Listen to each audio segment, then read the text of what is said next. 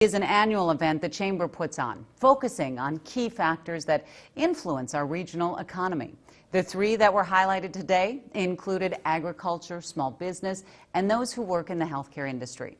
Panels of small business owners and those in the ag industry discussed whether or not they believe 2020 is going to be a year of growth.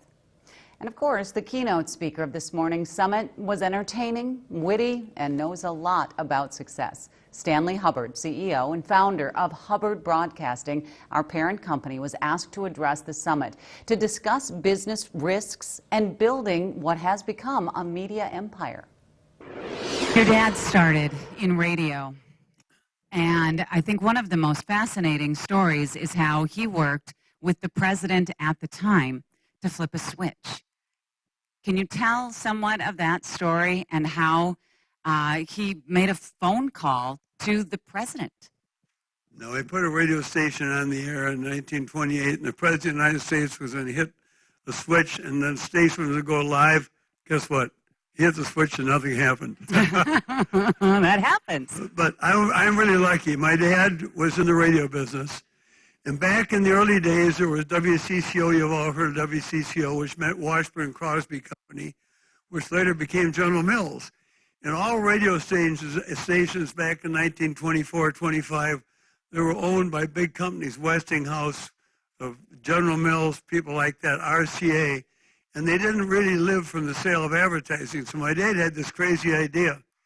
His idea, I don't want to insult anybody, but he said to himself, if I can put something on the radio other than a fat lady singing opera to the accompaniment of a piano, and I play popular music, maybe I'll get enough listeners to sell advertising. And by gosh, it worked. He put on popular music, and people thought that was terrible, going to ruin the youth of America, but it worked, and he sold advertising, and I'm so lucky. Here I am. And that was back in 1924. And we're lucky that... Not many of you were here then. We're lucky that you followed in your father's footsteps. Was there ever a time that, number one, maybe you wanted to be on the air, a personality, whether behind a microphone or in front of a camera? Never wanted to be on the air. Never wanted to be in front of a camera. You have the personality for it. Oh, I don't know about that. I'm behind the camera. Okay, well, what about the first camera your father bought? You were 15 years old at the time. Well, my dad really was a believer in the future of broadcasting and in television. And at that time, I remember going to meetings, radio broadcasting meetings of my dad, and having people tell him, Hubbard, if you monkey with television, you're going to lose everything. You're going to go broke, and that'll be the end of it. Don't even think of it, because the thought was, where are you going to get programming from? There was no way to have programming for television. But he persisted. He didn't have any money. And we were lucky we got the station going, and here I am. And here you are. Well, there's a whole lot more in between that time and now. KSTP started. It is now your flagship station. Out of how many radio and television stations does Hubbard own? I don't know. It's like 50 radio stations and like 14 TV stations, something like that. And the philosophy, you are big on integrity. So explain how that factors into your business. Well, I think you probably all are big in integrity. You know, you shake hands and give your word and you keep it. And we run our business that way. If David Hubbard makes a deal with you, you can count on it. Don't worry about it, because that's our philosophy. And I hope it's everybody's philosophy. A deal's a deal. Sometimes they work out, sometimes they don't. Well, if you watch the news, you know that it's not a part of everybody's integrity. I understand that. On the video that we saw, Stanley, United States Satellite Broadcasting was kind of what launched CONUS and then bought by DirecTV. No. I had an idea way back that this is before cable was as widespread, and if I could have gotten the business going in 1980, you wouldn't see much cable, because my thought was we can broadcast to a very small dish from satellite, and whereas at that time on cable there could only be 12 channels, we could come right out of the barn with 32 channels. And the problem was, couldn't raise money. Every place they went, people would say, the cable guys would be there ahead of us saying, DBS means don't be stupid. But we finally got it going in 1980, and that's 1990, and that's what really started the satellite broadcasting. So I don't know how many of you watch DirecTV or Dish Network, but we're the guys that started that. Was it you or your father who took a trip to Canada and saw It was me. first satellite? Was long retired by that time. Okay, so explain kind of that trip to Canada. So that backs up. No, the just a little Canadian bit. Broadcasting Company was using satellites to reach the remote areas in Canada, northern Canada. And they used an 8-foot dish, and that is called KU band dishes. And I wanted to go up and see it work to make sure it worked. And I saw it work. They demonstrated it. And then when we got to the direct broadcast satellite business, all you needed was an 18-inch dish, which was pretty affordable, and it worked. Of course, now we've got, so much more going on the internet, and it's a lot of competition. In the 80s, you took over the company officially from your dad. Was there ever a time that you wanted to do something else? Was there another profession you thought you'd be good at? Yeah, I wanted to be a hockey player. How'd that work? But I wasn't good enough. But was there ever anything growing up that you thought you'd want to do, or was it always to follow in your dad's footsteps? Well, I grew up in the broadcasting is a very exciting business. We get involved in everything that goes on in the community, and I just loved it from the moment I started. When I was 18 years old, I was a full-time employee, and out with a 4x5 speed graphic camera taking news pictures. I just loved it. It's a great business. It's fun. So I'm really lucky. Some of the challenges that you have faced in running this company with the change in technology, with the world, current events, government, what are some of those challenges?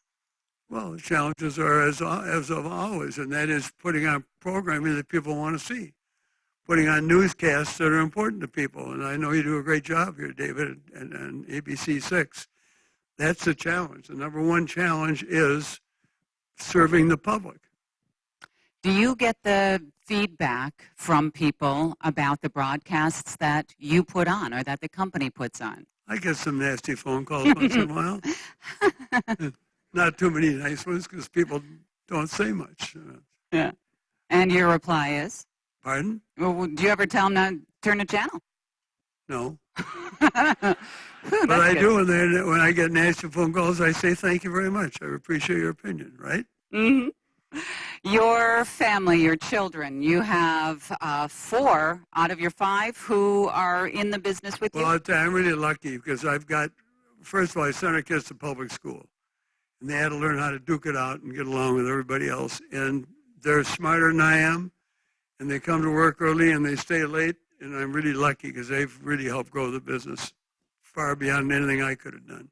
So I just sit back and give speeches. How can you let people who are in business with their families know how to kind of overcome some of the challenges of working with family? What happens when Rob disagrees with you, Stan? He wins. Well, that's a good way of putting it. Right. Well, how do I answer that question? What do you do with a family if you're in the family business? First of all, you want to hope none of them are drunks. Because I've seen that happen too many times. Second thing, you want to have kids who are willing to put their, nose to the grindstone and work hard.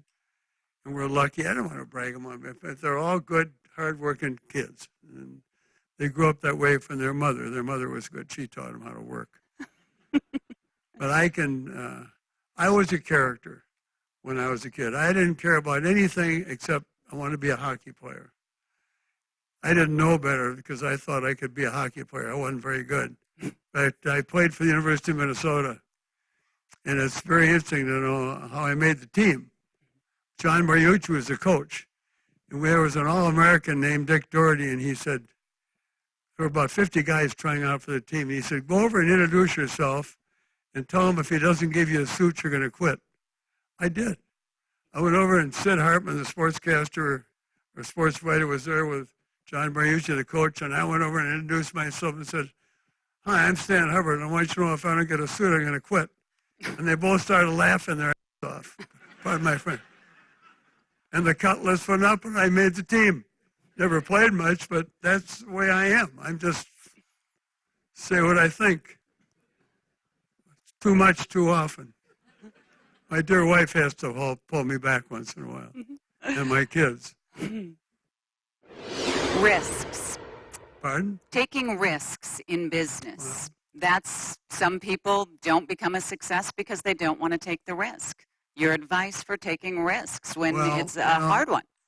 My advice of taking a risk is, first of all, you better know what you're getting into, and you better have a good thought. Now, when we thought about getting into the direct broadcast satellite business, RSA, everybody had turned down the idea because they said no one's going to buy a satellite dish. And I thought to myself, you know, you look around Minnesota, you look at all the farm areas and all the rural areas that people that don't have television, don't have many channels to look at.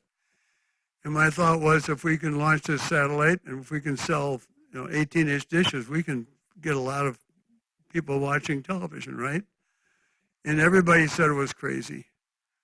And I thought, well, maybe it is, but I'm going to take a chance.